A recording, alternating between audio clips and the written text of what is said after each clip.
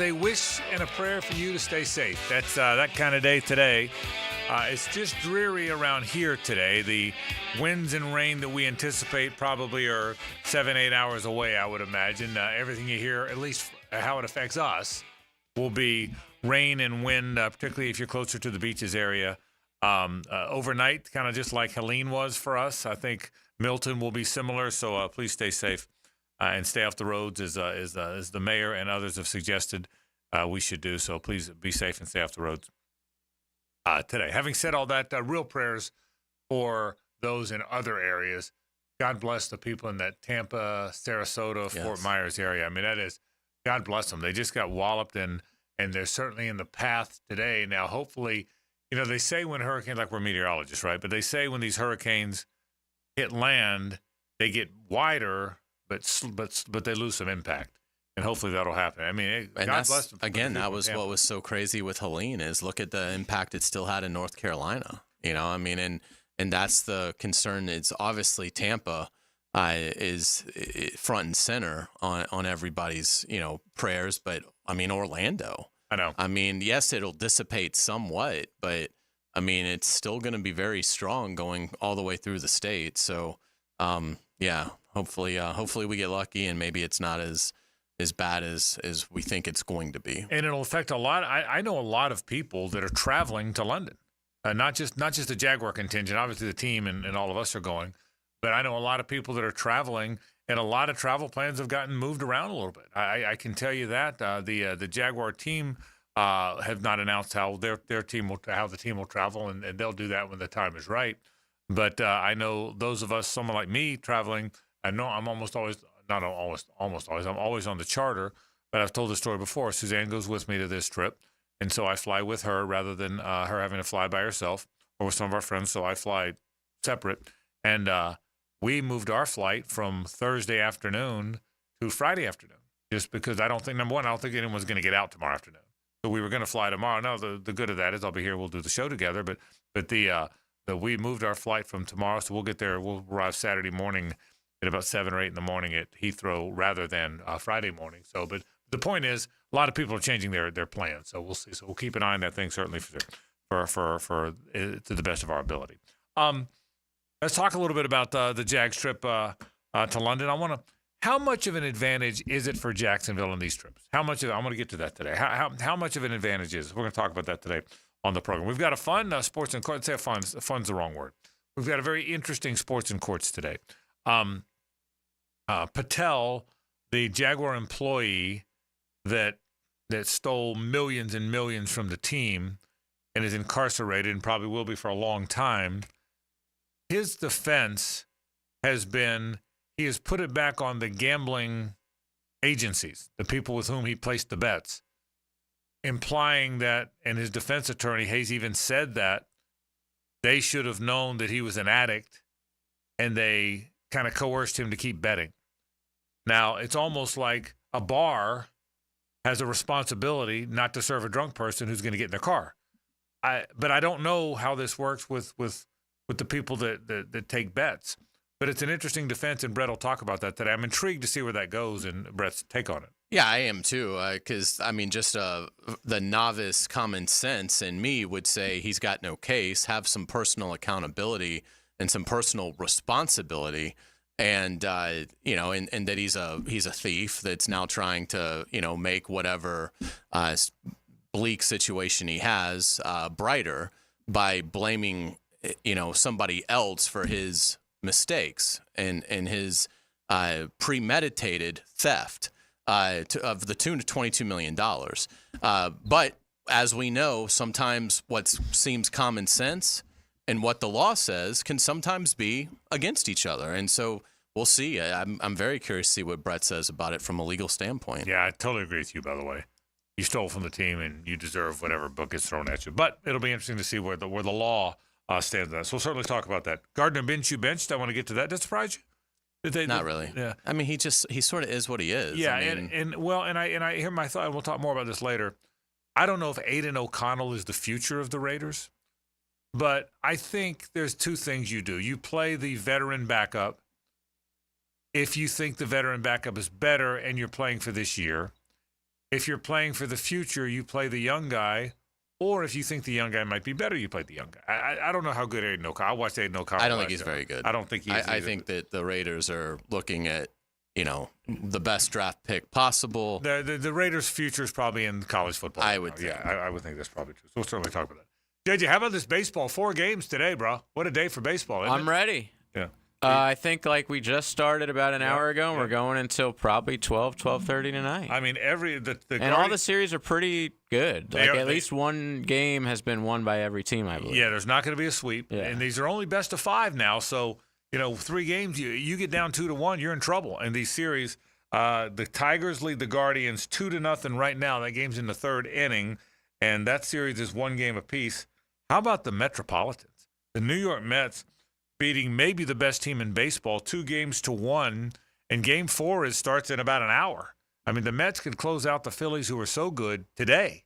And Dan Hicken will be now, if we have a Phillies, Dodgers get knocked out and a Yankees get knocked out, the discussion about the playoffs will continue. No question. It's the same as the last couple of years. The teams that were on a week bye, which they told us, Manfred, that that's an advantage. It obviously isn't. If that happens, I mean, I could see changes, especially if the Yankees get knocked out. Yeah, I agree with you. And look, baseball's changed its rules and its postseason every year so now, often that it's. I know it's hard to get it perfect, but when you keep changing this much, it's hard to you can never get adjusted to how to handle it because the rule changes the next year. Right. That if you make changes, you have to give teams a means with which to adapt to the change. Well, it's hard if you change it again the next year and the next year and the next year. What do you think would be the solution? Well, I in my opinion, they should. I would stay. I would not make a change. I think they've got it pretty close to right now. I think the teams that are ahead do earn that time off. They've got to learn how to better use that time off. And I think the 1 game was silly. The 1 game wild card was silly. I think every game should at least be a 3. Every postseason game should be part of a numerous game series, whether it's 3, 5, 7. So I think this is pretty close to having it right. I just think, but you got to stay this way rather than change it again so teams can get the feel of how to handle it. No one knows how to handle it because never in baseball history has a team had a week off after the regular season ends. I mean, in the 150-plus years we've had Major League Baseball, no one's ever had to do it. So how many bullpens do you throw with your pitchers? How much BP do you take? Do you play scrimmage games against one of your minor league teams just to stay sharp? We haven't done it long enough to know. So in my JJ, I don't know if you agree or disagree. I wouldn't keep changing. I would say if this is how we're going to do it. Well, they're not going to do what I want to do, which is go back to only 1 wild card, and we just have the best team. The team that finished with the best record in National League or American League plays the wild card. Well, they're never going to go and take away wild card teams, or playoff teams. Yeah. But that, to me, not batting for a whole week, it's easier for pitchers. Obviously, they don't play every 5 days. But if you don't swing the bats in a major league game, you're not getting any type of advantage whatsoever. The whole sport is you play every single day for 7 months or whatever, and then all of a sudden you take a break for a week. It's weird. Yeah, it's a very good point. So would the solution be to expand the playoffs again? Well, you and can then expand not and no have buys. any buys? You could. That one solution would be to add a few more teams and have no buys. You could do that, but I don't think that's what they're going to do. I think they're going to. They'll probably keep it. Yeah, they are. But JJ's point's a fair one. Forever, you play every day. Now you expect to take a week off and still be as sharp as you were when you played every day. That's a hard point to argue. Would it make sense to make these series 7 games? Yeah. To give the teams that had I wouldn't hate that. a little bit more of a mulligan? Good point. Yes, that's a great point. They could do that. Adding games to the series, you could go 5-7-7 instead of 3-5-7, which would make some sense.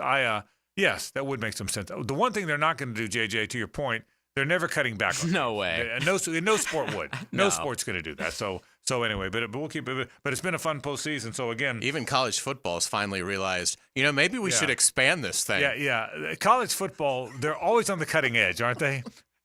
They have a tournament now. Phillies and Mets at 5:08. Mets lead that 2-1. Yankees and Royals at 7:08. That one's tied at a game apiece.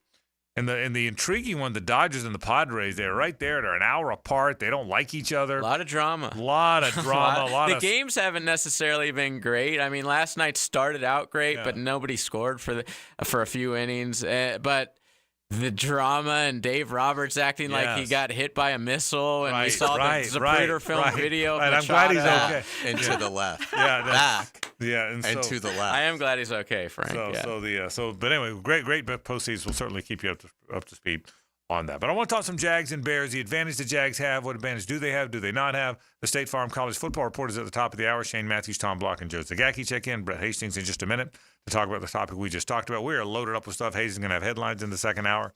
So we are jam-packed, as they say in the business. Can't wait to get going. Let's take a break.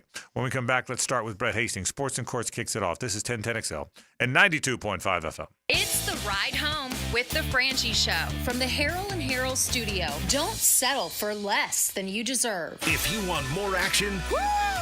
It's Smash Mouth football, baby. Tom McManus. Fridays 10 to noon on Jaguars Today. Brought to you by Renewal by Anderson Windows and Doors. A better way to a better window on 1010XL. Frank Frangie here. It's truck season at Nimnick Chevrolet. Chevy trucks have what you need to get things done, like a brand new Silverado 1500. This month you can save up to $10,000 off a new Silverado, or well-qualified buyers get rates as low as 0% financing and no payments for 90 days on all 2024 Silverado 1500 pickup. And with the largest inventory on the ground, outstanding cash incentives, and the best price guarantee, your perfect truck is waiting for you. So head to Nimnick today. Nimnick Chevrolet. Together, let's drive. When you step into a courtroom, you're stepping into a fight. Someone wins, someone loses. I'm attorney Brett Hastings, and at Hastings Injury Law, we've got the experience you want in your corner if you or a loved one suffer a personal injury or a wrongful death. We're here to fight for you. So if you get hit, hit back with Hastings Injury Law, offices Jacksonville. Find us on the web at 904hitback.com or call our 24-hour helpline, 904-HITBACK. Frank Frangie here. These days, it's hard to know which companies to trust. When it comes to banking, I trust South State Bank. South State truly values its customers, and they work hard to create meaningful, lasting relationships. I love going into my local branch. I see the same smiling faces I've seen for years. South State is the largest bank headquartered in Florida, so they're able to offer all the banking services you need. You can trust South State Bank. Banking forward. Member FDIC, equal housing lender. Hey everybody, Mike Dempsey here for Dandy Foods. Dandy subs and sandwiches. Look, we always want you to think about those great options as you're driving around Duval. But the beauty is, even as I'm dropping pounds, Dandy's got great options for me as well. Told you all about their protein packs, delicious salads that they have out there. They have fruit cups for on the go. You know what they have. Veggie snack trays. You can grab those on the go as well. Perfect, healthy snack. Dandy is the name to know when you're on the go. So stop into a Gate store anywhere around Duval and make yours a dandy, and do it today. Guys, feeling deflated in the bedroom? ED, low T, no energy? If your stuff is broken, call 904-STROKEN or 904stroken.com. No shots and the first treatment now free. Fix your ED at 904stroken.com. Bueller Air and Plumbing presents Are You Cool?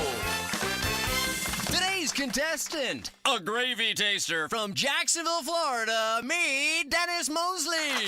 Hi, Ken. Okay, Dennis. 100 plumbers surveyed, top answer on the board. What does it mean if someone says your home has hard water? It's made of ice? Let's see, hard water. Oh, is it club soda mixed 4-to-1 with vodka? Last chance, Dennis. What is hard water? Oh, is it that lime scale stuff that makes my taps all crusty? That's right, Dennis. And a water treatment system from Bueller Air and Plumbing will eliminate troublesome lime scale deposits that can ruin your expensive appliances and let your neighbors know for sure that you are cool. I wonder if I can get me a gin and tonic faucet. Stay cooler with Bueller. Visit BuellerAir.com. 1010XL's running game takes a giant step forward. Well, Fred Taylor is the whole package. Fred Taylor joins Dan and Jeff on the drill. Monday morning running back with Fred Taylor is fueled by Epstein & Robbins and Monahan Jewelers. Hello, First Coast. I'm sure by now you have seen our bright green GFL trucks and containers throughout the greater Jacksonville area. We're an industry leader in solid waste and would love the opportunity to earn your business. We're committed to customer service, reliability, and have an unwavering focus on safety. Whether commercial or construction, let us haul your waste away. Call 904-760-5880 to get a quote today from GFL, Green for Life. Mia here. The name to remember this hurricane season is Pro Jax Roofing. Your neighbors have relied on Mike for 25 years to repair or replace their roofs. When you call Pro Jax Roofing, you only talk to Mike. No expensive salespeople. You always get the best price for your project. For the lowest insurance rates, a free wind mitigation report is always given with your roof replacement. Pro Jax Roofing wishes you a safe hurricane season. And if needed, Mike is here to help. Call today for a free estimate or go online at projaxroofingfl.com. 3D Digital has you covered for any of your business's digital marketing needs. From producing award-winning videos to getting those digital ads to follow your customers around the internet, our team has your back. Visit 3ddigital.com or give us a call at 904-712-4004 to schedule a free consultation today. 904-712-4004. This is Nia Lauren Stample, former Florida State national champion and the proud owner of NLS Cleaning. Just like on the gridiron, we tackle dirt and grime with unmatched precision. Whether it's your commercial property or your residential space, we are ready to take care of your exterior cleaning needs. NLScleaning.net. Elbow pain, whether acute or chronic, can make it difficult to do normal activities like playing sports, doing household chores, or even sleeping comfortably. Dr. George Varry here, and no one wants to deal with pain without solutions on how to feel better. We've all heard of tennis and golfer's elbow, but there's plenty more that can cause pain, like osteoarthritis, muscle tears, and nerve entrapment. All are treatable at Barry Orthopedics. Getting you back to full health is our mission, and there's a number of different treatment options we can offer. Call us today or visit barryorthopedics.com. 1010XL is presented by Farah & Farah, exclusive injury law firm of the Jacksonville Jaguars. Protecting you and your family. Call 396-5555. Jacksonville.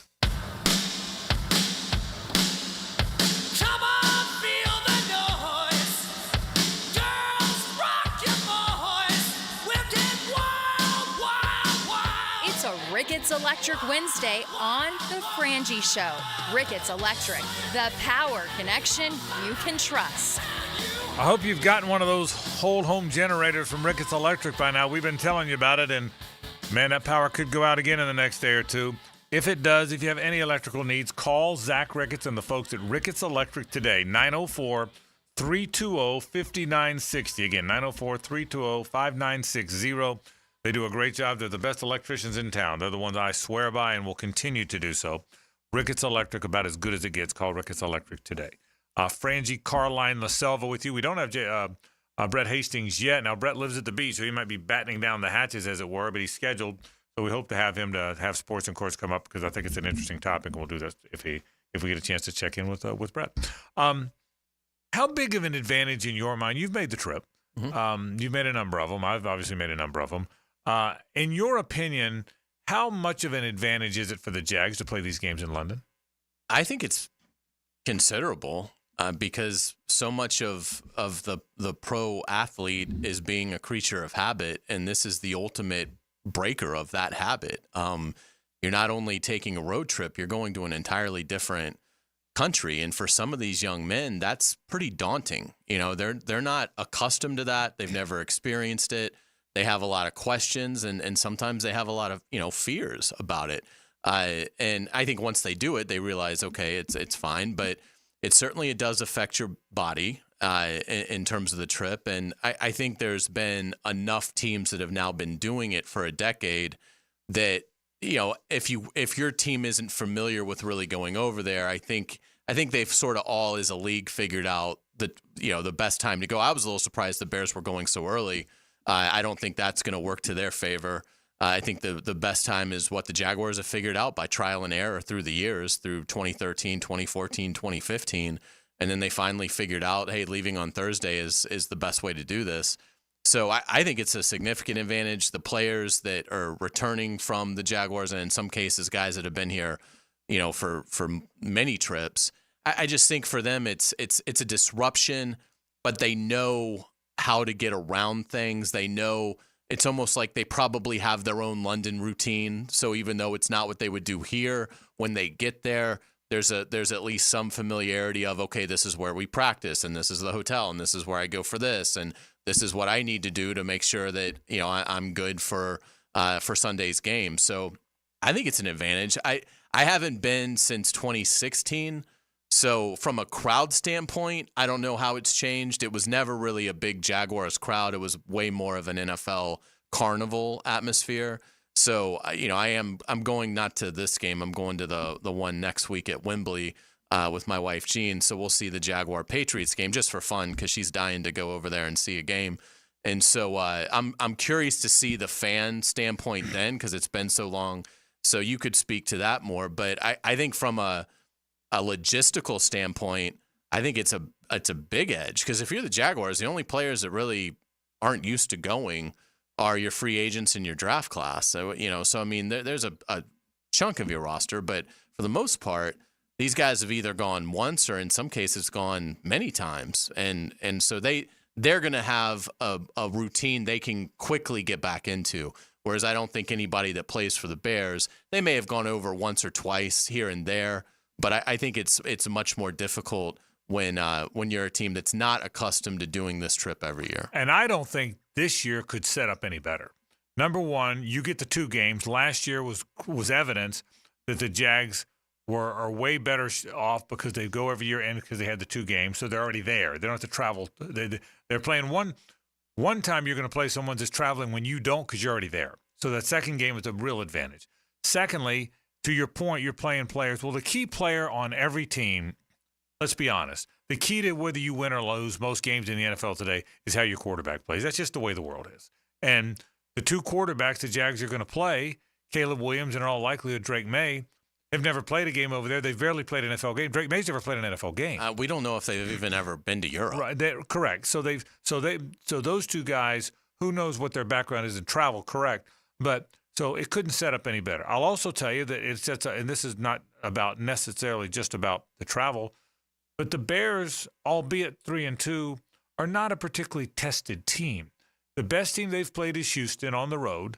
They've played the Titans, who don't have a great team. They've played the Colts, who are okay, but with a young quarterback who's erratic. They played the Rams, who are a mess this year, and they played the Panthers, who might be the worst team we've seen in the league in 3, 4, 5 years. So they're untested. I don't think they know what the young players don't know what to expect of the Jags. It's an AFC team, and they're having to adjust to the travel haze. They're in a new area. They're in a new country. Let me tell you, the turf is different. Every player that's never played on that, even though whether it's grass or artificial turf, the turf feels different over there than the turf here. It's just there's something about it. You have a bunch of cleats and you try. How many Jaguar players have we said tried this level cleat, then they went to this length, then they went back to that length? Now, the Jags have figured that out sort of because they played in Tottenham last year and they play in Wembley every year, but you got to figure that out. So I think it's a big advantage. I really think it's an advantage, and I think it'll show up in a big way. I really believe that. So I think the Jags have a real advantage here. The other thing is I like the matchup of the game. The Bears don't run it at all. They're the worst running team in the league. They're last in the league in yards per carry. They're 30th in total yards rushing. So they're kind of one-dimensional. And the Jags, who have struggled the Jags' defensive numbers are not good now. The Jags are worst in the league in a lot of defensive numbers. But they now play a one-dimensional team, and the one dimension is throwing with a rookie quarterback. So I like the matchup, Hays. I like the fact that the London thing benefits them. Long as the Jaguars get on that plane and don't get delayed too much by this weather, I think all the ancillary stuff is really advantage Jacksonville. Yeah, one thing that I'll be curious about, when I went over there in 2013 for the first time, I was working for the Times Union, and we did a bunch of coverage, not just of that game, but the Jaguars were struggling. So a lot of it was cultural and things like that in the first time being over there. And one thing that I remember standing out to me is the Bears were very popular in England. Right. Because back in the 1980s, the explanation that I remember getting was back in the 1980s, the NFL did for a while have a TV arrangement over in England. I didn't know that. And so the Bears were obviously outstanding. It was right when they had won the Super Bowl with that legendary defense. And so there were, I want to say it was like the Bears were the most popular team, and then maybe like the 49ers, but it was more because of teams that were great in the 80s. And then the NFL kind of went away for a long time. And now I think with Sky Sports, they're back into showing NFL content over there more. But so I will be curious from a fan standpoint if that shows up at all, if the Bears have more of a crowd. And we don't know how many just domestic here Bears fans are going to travel to go see their team play at Tottenham. But that's one thing that I'll be intrigued by, because that could be, don't be shocked if the Bears have a little bit more than maybe what you're used to seeing from the opponent in England because of that generation. There's this generation of Bears fans in England because of that. Whereas I don't think with like the Patriots the following week, I don't think you have that. I didn't know that, but I'll be interested to see. And the Bears still have a little bit of a maybe not international, but certainly a little bit of a national brand. They're not the Packers, Cowboys, Steelers national brand, but they've been around forever. They had Walter Payton. Obviously, the '85 Bears are one of the most talked about teams because of the defense and whatnot.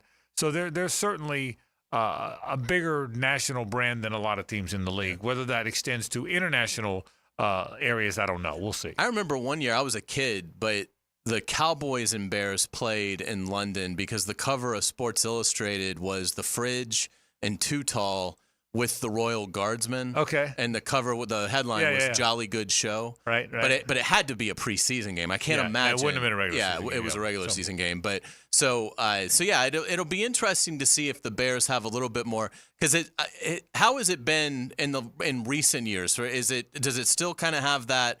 The fans don't really know when to cheer, and it doesn't seem like they're leaning one way or another. The Wembley game has begun to change to more pro-Jaguars. The Wembley game, in my opinion, and I've done now 11 of them, or 10 of them. This will be my 11th. The Wembley game, in my 10 years of doing this, seems to be more Jaguar-centric. It's always going to look the part because they put the flags, the Jaguar flag or handkerchiefs, whatever, on every seat, all 90,000 seats, and a lot of But I think it's not like a home game, but it starts to feel a little more leaning toward the Jaguars. Now, when you walk around either stadium, you're going to see almost every jersey in the league. It's amazing that literally almost every jersey in the league, there will be someone. So the crazy thing, and the reason the NFL does that and is so good at it, there will not be an empty seat at either stadium.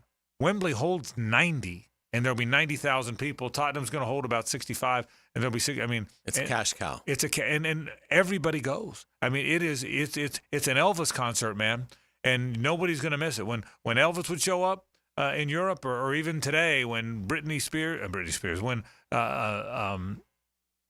any of the big acts around here, any big act from around here shows up somewhere, all of a sudden, it's going to be a big deal. Even old acts, when they show up over there, it's a big deal.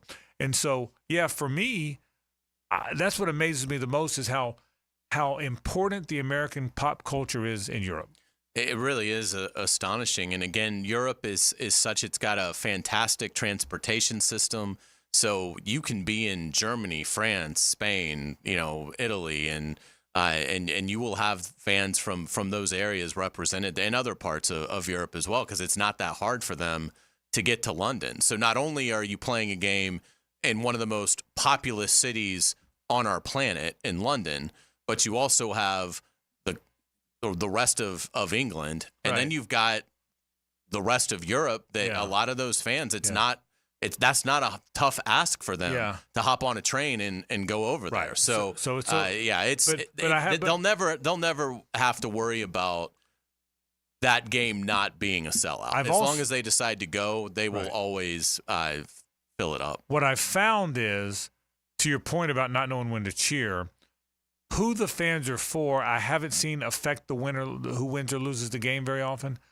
I have seen the oddity of the cheers affect young players who haven't seen it before. or teams that haven't been there before. Does that make sense? Yeah. And like what we're talking about is like they don't get loud on third down. Right. That's like right. They don't know to do that. Right. But so they'll cheer. It's kind of odd times. Yeah, that's right. I mean, missed field goals. Right. That's a soccer thing. They'll sing. Yeah. Right. If like a song is played that they like. And so, but it will be packed, and it gets loud. It just gets loud at odd times. But again, 90,000 people will be at Wembley. Yeah. And it's not like one of these stadiums that goes like way out. No, it's Wembley very steep. Can get loud. I mean, pretty steep. It's built, but pretty. Wembley's an amazing stadium. Wembley's one of the most famous sports venues in the world.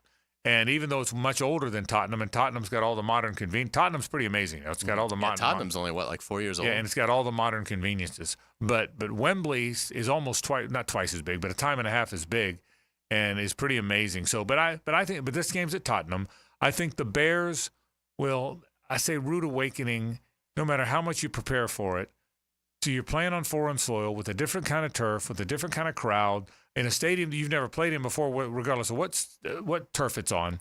It's a real advantage for the Jaguars. I think, and I like and again, I like the matchup. Maybe the Bears are better than I think they are. They did just beat somebody 36-10 in an NFL game. That's a lot of points.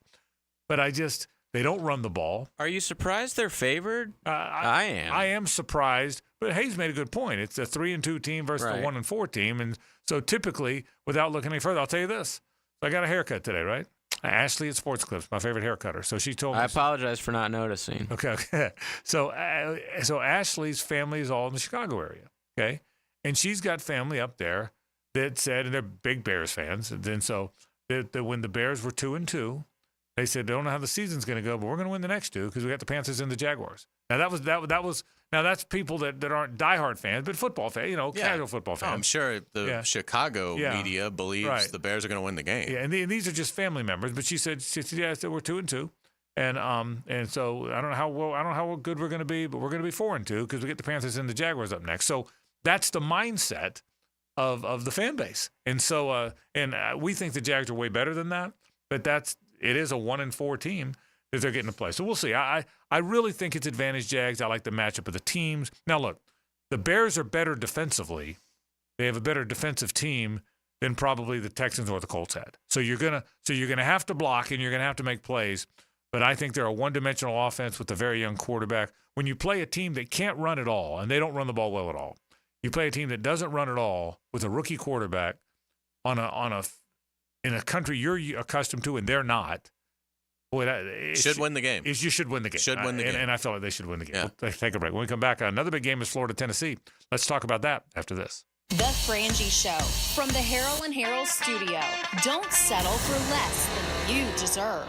Frank Frangie here. There are trucks, and then there's the truck, GMC Sierra, with available features like the connected driving experience and the world's first 6-function multi-pro tailgate. Nimnik Buick GMC has the largest inventory of GMC Sierras in Northeast Florida and Southeast Georgia. This month, save up to $10,000 off select new GMC Sierra 1500s or enjoy rates as low as 0% APR financing. Head to Nimnik GMC today. GMC, we are professional grade. Hey, sports fans, it's Hays Carlyon from MyBookie. Find your midseason stride with MyBookie. Take advantage of their live betting, especially if a heavy favorite gets off to a slow start. And check out their cool prop bets. If you haven't signed up, go to mybookie.ag and register for a free account. Use promo code 1010XL to get a double bonus. For a limited time, MyBookie will double your money on your first deposit. Let's take a look at some updated MyBookie lines. The Jaguars are a 2.5-point underdog to the Bears in London. The over-under is 44.5 points. The Gators are a 15.5-point underdog at Tennessee. And in the nation's game of the week, number 2, Ohio State is a 3-point favorite at third-ranked Oregon. Sign up with that promo code 1010XL to claim your deposit bonus. Again, it is a double bonus. Bet anything, anytime, anywhere with MyBookie. And don't forget that promo code 1010XL. If you suffer from constant burning, tingling, or numbness in your hands or feet, it could be a serious condition called neuropathy.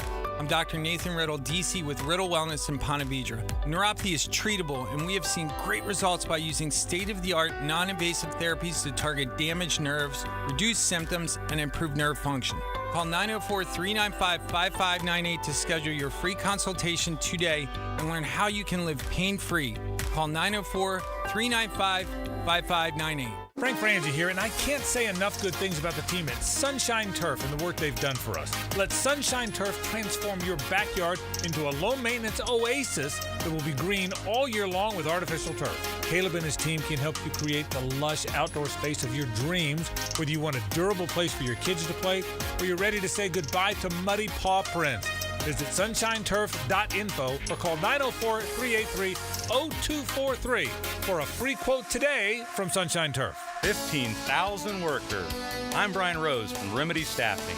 We survey 15,000 blue-collar workers each year to better understand what drives quality and dependability in our workforce. The survey shows when looking for a new job, the initial pay rate, job security, and safety while working are the most important factors for hourly workers. If you're an employer and would like to learn more about the voice of the blue-collar worker, please call us at 904-528-1933. They're out to test our reputation as the best plumber in Jacks, so we gotta play like the experts we are. Now, who are we? Roland Reach Plumbing! Now that's what a winner sounds like. Customers always win with Roland Reach Plumbing at plumberinjacks.com. He used to catch passes for Spurrier. Oh, my! What a great catch in the corner! Now he throws opinions at Napier. Chris Doring, Tuesday mornings on The Drill. Brought to you by the personal injury attorneys of Farah and Farah on 1010XL. Grab your lucky spot on the couch, because traditions make Sunday easy to enjoy. Bud Light, easy to Sunday, easy to enjoy. Bud Light is the official beer sponsor of the NFL. Enjoy responsibly. 21 plus. Copyright 2024. Anheuser-Busch. Bud Light Beer, St. Louis, Missouri. Roof damage? Call before you claim. Green Law Group, fighting insurance companies for you. They will work for you when you have roof damage. Don't let your insurance deny you. Don't call an adjuster. Call Green Law Group at 904-302-7055. Remember, if you have roof damage, call Green Law Group before you claim. They've settled millions and will work hard to get your claim and new roof. Green Law Group. Call before you claim. 904-302-7055. Hey, Hicken here with a message from Zero Res. Can you believe they've been cleaning carpets in Jacksonville now for 20 years? Dave Benyon and his family and staff are so grateful of things and appreciate you, their great customers. In fact, October's birthday month for Zero Res. So what are we doing for customers? Just say happy birthday, Zero Res, and we'll give you $50 off. That's $50 off carpet, towel, and grout, upholstery, or area rugs. Zero Res, man. Spell it forwards or backwards. Zero Res. It's the right way to clean. Zero Res. I'm Frank Frangie for Ricketts Electric. Hurricane season is here, and now's the time to think about a home generator. My friends at Ricketts Electric can make sure your home always has power. They can install the perfect generator for your home and are even offering a 10% discount this month if you mention 1010XL. So call my friend Zach Ricketts today at 904-320-5960 or find them on Facebook. That's Ricketts Electric, the city's best power connection. Call them at 320-5960. Find your why with membership at the First Coast YMCA. The Y has something for everyone at any age. Come try free access to your local Y every Wellness Wednesday this month. Check out our fitness classes, swimming, pickleball, youth sports, and so much more for free every Wednesday in October. Plus, we'll waive the join fee when you become a member this month. Get active, be social, live healthier, and discover all the benefits of YMCA membership at your local Y or visit fcymca.org. This is Dr. Kevin Kaplan, head team physician for your Jacksonville Jaguars. Here's the latest update on the Jags, brought to you by Baptist Health and JOI. The Jaguars announced this afternoon that wide receiver and return specialist Devin Duvernay has been placed on injured reserve. Duvernay left Sunday's game against the Colts with a hamstring injury. Duvernay will now miss at least the next 4 games for the Jaguars. Meanwhile, the Jags did get some positive news on the injury front today. Top cornerback Tyson Campbell has been designated for return, opening up his practice window. Head coach Doug Peterson said the team is angling for a Week 7 return for Tyson Campbell. More from today's injury report at Jaguars.com. I'm Andrew Gibson with your Jacksonville Orthopedic Institute Jaguars update. 1010XL is presented by Farah & Farah, exclusive injury law firm of the Jacksonville Jaguars. Protecting you and your family. Call 396-5555. Jacksonville. Cleaning Up with Hays is made spotless by Molly Maid. I'll be very interested in seeing how Florida chooses to defend Tennessee. Tennessee has an unbelievable ground game. It's one of the best in the country. It's top 5. And so your resources have to go to that. But Tennessee also has a quarterback in Nico Amaleva that basically can make any throw. So how do you go about defending the Volunteers? I think what Florida should do in this game is basically load the box and then only rush 3. I think there's a lot of, with Nico's game right now, can he see things? He's a great player, and if it becomes a playground game where he can escape and run around, then he can make some incredible throws down the field. But I think for Florida, what Florida needs to do is load the box to try and slow down the run. And when it isn't a run, do not go after him. Send 3, have it be a controlled rush. I don't think he can see it if Florida has 8 guys dropping into coverage. And if they can do that, maybe the kid will throw you the ball 2 or 3 times. That's Florida's only chance. They've got to be +2 in this game, in my opinion, to have any chance of winning at Neyland Stadium Saturday night. So that is how I would go about defending the Volunteers. I don't know that Florida has the horses to do it, but I think they're asking for trouble if they either keep a light box and invite that ground game to punish them, or if they load the box and go after him. I think my fear is they're not going to get him down. He's going to escape, and it's going to be a big-time explosive touchdown for the Vols. I agree with a lot of that, not all of it, but I agree. But I do agree with this. Hays, they're better when they load the box. We saw that against UCF. The last thing I would do is invite Tennessee to run the football. That's the last thing I would do. I would not invite Tennessee to run the football. I would have 6 or 7 in the box. I would have a heavy box almost every snap. I don't know that I would have a 3-man rush very often, because I just don't think that ever works. It just feels like to me that doesn't ever work. So I would rather see them blitz and take their chances, but I would not dare them to run the football. They're a great running team. I thought last week when Florida stacked the box against UCF, now KJ Jefferson's not a very good passer, and Nico is, but when they stacked the box, they were pretty good. Then the second half started, and it was 3 men on the line of scrimmage, and everybody else out of the box. So I would really, if I was, listen, and I think Dennis Dodd was the one that said it yesterday. Florida's got nothing to lose in this game. Like, you're expected to lose the game. Your coach is expected to lose his job. And that's where I'm going to go with this in a minute. But I would play fast. Everyone says Florida doesn't want to track meet. That's the worst thing I could have read. That's the worst thing I could have read, that Billy Napier doesn't want to track meet. No, you don't want to track meet. But that tells me it's going to be clapping and shifting and clapping and shifting and shifting and clapping and snap it with 3 seconds on the play clock. And that's when they're not very good. I would play fast on offense and defense. I probably would blitz some. And I would stack the box, and I would do everything I can to stop the run. And if the freshman quarterback beats me, I could live with it. But I'm not going to live with it with the team second in the nation in rushing beats me rushing. So I hope they play that way. So we'll see how. As for the impact of the game, am I going too far to say if Billy Napier wins the game, he saves his job? I don't think he saves it, but I think he moves maybe on the side of the bubble of keeping the job. I think it could be that. Now, can he could also coach his way, out of that bubble, by losing big to Georgia, Texas, LSU, Ole Miss. But yeah, I think for the here and now, if Billy Napier wins Saturday night, I think you'd have to consider him on Sunday morning safe. Yeah, that's what I see. Because 2 things. A, if he beats Tennessee, if he beats a top 10 team on the road, that's 3 wins in a row, 4 out of 5. They're 4-2. They're JJ, you think they're ranked if they win the game? I don't know if they're ranked yet, but I think they're then a win away from being ranked. I certainly think they're going to get a lot of they'll get some votes. Yeah, if they do make it, it'll be 20 to 25 area. Yeah. So if they win, and if they win that game, that means they're probably going to win a few more. If they can win this one, they're probably going to come home. Now the Kentucky could be a letdown game, but I mean, you almost kind of wish they played them later. But now with Kentucky and Ole Miss and LSU all at home, with FSU struggling, they're not going to beat Georgia or Texas, but they could win a few. And so I honestly think this job, and if you're someone that can't wait for Napier to be fired, you hate hearing me say this, and I get it, but I think he could save his job by winning this game. I really believe this could be the job saver.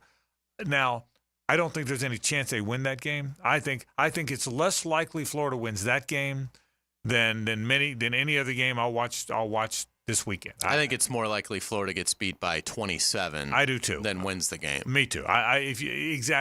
What's more the likely? Line's 15.5. I think it's way more likely that Tennessee easily what's covers than Florida pulls the upset. Yeah, what's more likely? Florida wins 27-24 or Tennessee wins 41-10? Well, the latter. And I think Tennessee's going to roll Florida. That's my opinion. I think they're going to beat Florida very easily.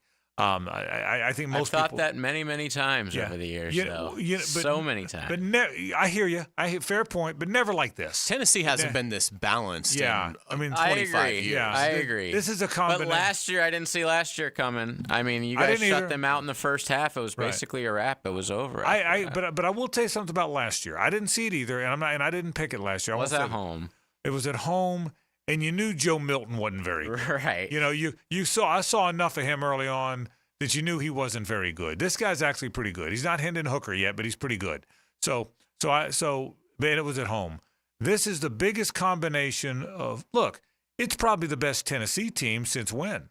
01? That's what I would say. It's probably the best Tennessee. Potentially. Yeah, it's the best Tennessee. 2022 was pretty good. Yeah. I mean, they beat Alabama. Yeah, but maybe you're right. Since he's been there, he's had some good teams. That's a good point. But other than maybe that, it's the best Tennessee team since 01. And I still feel like that year, 2 years ago, it was all offense, and they were winning shootouts. Yeah, they're really good on defense. When Tennessee was elite, they were fierce defensively. They had NFL players everywhere. I mean, everywhere. They haven't been this good on defense since then. And that's why I think this is a different breed. Yeah, because I just think they've never been this competitive on both sides of the ball. The late 90s Tennessee defense, that team had John Henderson and Albert Haynesworth and Darwin Walker and Al Wilson and Raynoch Thompson and Terry Fair and Raymond Austin but they were all NFL players. A lot of them were very good NFL players. I mean, and I'm leaving out some guys. Leonard Little, Steve White, remember all those guys? Yeah. All NFL players. That was a team full of NFL guys playing defense. And so this is probably the best Tennessee defense since that group. I mean, it's really good. So I'm never convinced, to JJ's point, I'm never convinced Tennessee's going to beat Florida because, again, it's amazing how the Rick Ballew's stat. What was his stat last night? In the last, what are they like against Bama? 4-34 in their last 38. 38. In the last 42 games. Oh, maybe it's 4-34. Yeah, maybe the last 30. Either way, it's really, really, 4-38 bad. against Florida. 4-30. Maybe 4-38. I think they've had 2 wins against Florida and 2 wins against Bama, respectively, since 2005. The Bama I can get because that's the greatest dynasty that I think we've seen in college football. The Florida one makes no sense.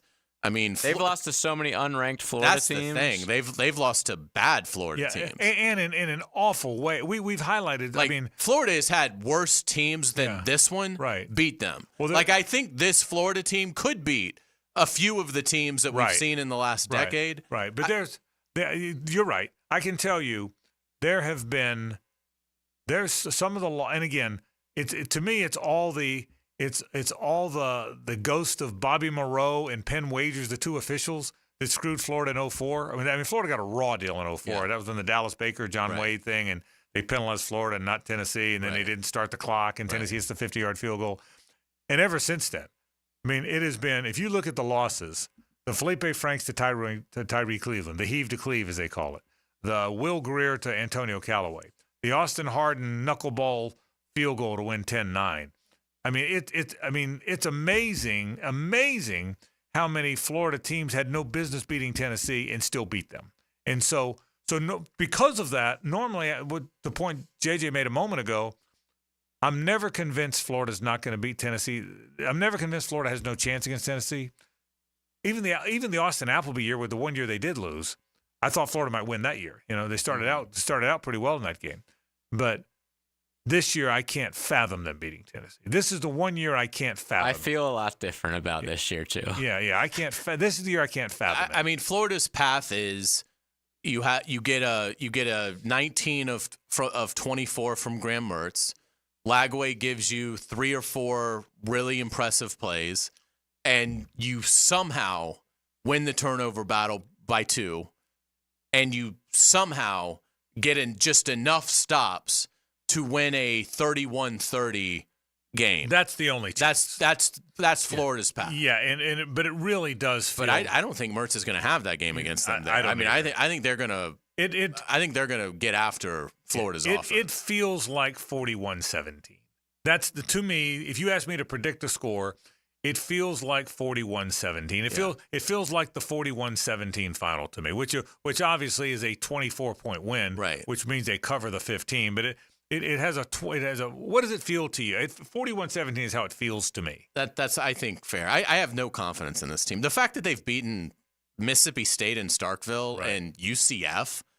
I mean, come on. Why you got to hate on the Golden Knights? I mean, Central Florida will never ever be any kind of measuring stick on where the Florida football program is. Hicken had the best line ever in the podcast. He said, "It looks like KJ Jefferson ate his NIL money." Did he look 30 pounds heavier than he did at Arkansas? Yeah, he does. And Gus Malzahn obviously had something to get back to in Orlando because he was in no hurry at all to speed that game along. This is what's crazy about the Tennessee-Florida rivalry. So Tennessee won the first 10 games of this series. So I didn't know that. Yeah, so Florida leads the series 32-21, but in reality, they've won 32 of the last 43 meetings. Yeah, well we know Tennessee won the first 10 from 1916 through 1953. How about that? And so Florida was 0-10. Florida got their first win over Tennessee in 1954. And I see. I didn't realize all that. I will tell you that I didn't know any of that. But I told you the stat the other day. They only played twice every 12 years. And then in 1990, they started playing every year. They didn't play every year until 1990, okay? Once they started playing every year in 1990, they've played 34 times. Florida is 26-8. 26-8. And that's what Tennessee, by the way, won a national title in that stretch. Tennessee won 2 or 3 SECs in that stretch. I mean, this was Peyton Manning was all 4 years of that. Okay, how'd that go? Yeah, it did not go well for Tennessee. I mean, Peyton had to get at least 2 wins. Yeah, out of those 4, he won right at 0. Oh, wow! I told you the story. He has as many wins as we have. I told you the story. We had him at Media Day, his final year there, and because he was the Heisman leading candidate, and he was doing all the interviews, and it was he had been at Tennessee 3 years. He stayed for his senior year, and I asked him, I said, Peyton, you're not real popular with the Florida fans. He goes, why wouldn't they like me? It's hilarious. He was funny even back then. Yeah. He said, why wouldn't they like me? I haven't beat him yet. So anyway, interesting series. All right, let's take a break. Let's talk more about it. Shane Matthews checks in along with Tom Block and Joe Zagacki. It is the State Farm College Football Report after this. It's the ride home with the Frangie Show. From the Harrell and Harrell studio, don't settle for less than you deserve. It's not reinventing the wheel, it's making it roll down the field. Let's keep it rolling. Listen for the Randy Marion Cadillac of Jacksonville drive of the game. That's a great drive right there. On 1010XL. Keep going. We got to keep going, keep going, keep going. It's time for Bravo Days, Jacksonville's only Car Bravo certified sales event at Nimnick Buick GMC. For a limited time, enjoy rates as low as 1.9% APR or $500 in down payment assistance on Car Bravo certified vehicles at Nimnick. So now is the time to shop certified used vehicles and buy with confidence at Nimnick Buick GMC, Jacksonville's only Car Bravo certified dealer. Now, buying a certified used vehicle has never felt better. With Car Bravo, Nimnick Buick GMC can certify all makes and models. Honda, Toyota, Kia, Mazda, Ford. All makes, all models. And trading in your old vehicle? Well, don't forget who gives you the top dollar for your trade. Nobody but Nimnick. So shop online at NimnickBuickGMC.com or visit their showroom off Phillips Highway. Remember, it's Bravo Days, and Jacksonville's only Car Bravo certified sales event is at Nimney. Now you can watch 1010XL shows all day on X, Facebook, and YouTube. Brought to you by MyBookie. Experience Vegas from the comfort of your phone anytime, anywhere. Sign up today. Use promo code 1010XL. This is Hays Carlyon for Harrell & Harrell. I was at lunch with my good friend Holt, and he was telling me that sometimes a lawyer can get more from a case than their own client. I was surprised to hear this, but Holt said that doesn't happen with Harrell & Harrell. They'll never take a fee that is greater than their own client. When they say they treat their clients as a person and not a file, they mean it. Hopefully you won't need them, but if you're ever injured, call Harrell & Harrell at 904-251-1111. That's 904-251-1111. Bold City AC, heating that rules. Is your AC ready for the holidays? Bold City Heating and Air ensures your AC stays in tip-top shape. We know that a clean AC is a healthy AC. Upgrade yours for just $96 a month and enjoy free duct cleanings with your new system. Plus, ask about our 0% financing options. Bold City AC, we got the crew. Bold City AC. Visit boldcityac.com. Now, it's time to showcase the Crown Royals Special Teams Player of the Game. Live generously and life will treat you royally.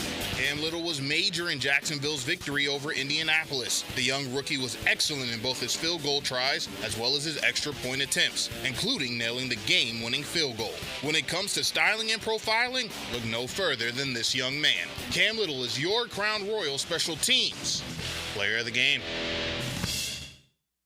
It's the blog players put their pads on for. So we got to bring my thoughts and observations on our home team.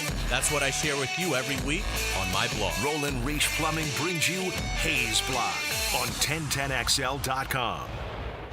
Now the Performance Painting High Performance Play of the Game. Performance Painting. Prepare, protect, preserve. Throughout the game, Jacksonville needed big-time players to make big-time plays. And BTJ, when the lights shine brightest, made everything A-OK.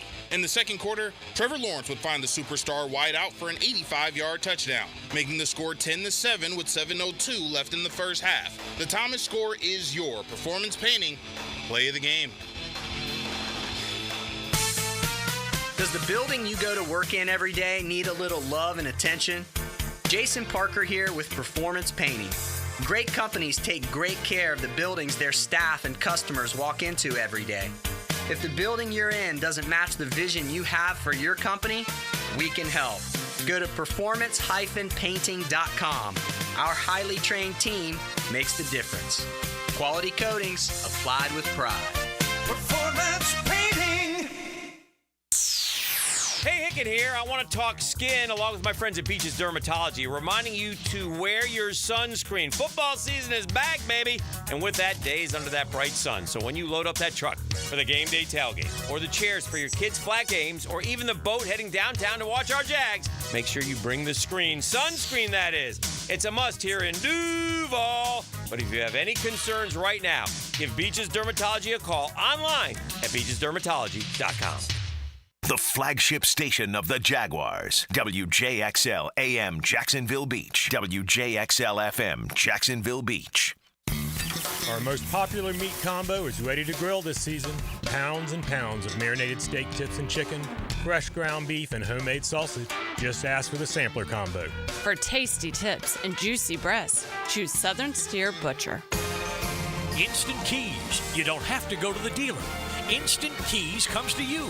For lost or broken keys or nearly any make and model of vehicle, call 722-1111 for Instant Keys locksmith service. Hacker here, and I can't believe it. 100 pounds gone. 6 months ago, I never would have dreamed this was possible. I'm going to say it again because it feels so good. I've dropped 100 pounds thanks to Awaken 180 weight loss. To put that in perspective, I've taken roughly 10 inches off my waist. I'm down from a XXX to an XL, and I did it all in slightly over 6 months. It's not just about the number on the scale. It's also about getting my life back, playing with my son, and being more physically active. Now, we're celebrating big time. I'm hosting an exclusive football watch party to celebrate this huge milestone, and you'll have a chance to join me. Let's watch some football, eat some great food, and if you have questions about Awaken 180, ask me. Details to come, but don't wait on that. Call Awaken 180 today and learn how fast you can reach your goals. 844-346-1800 or online, awaken180weightloss.com.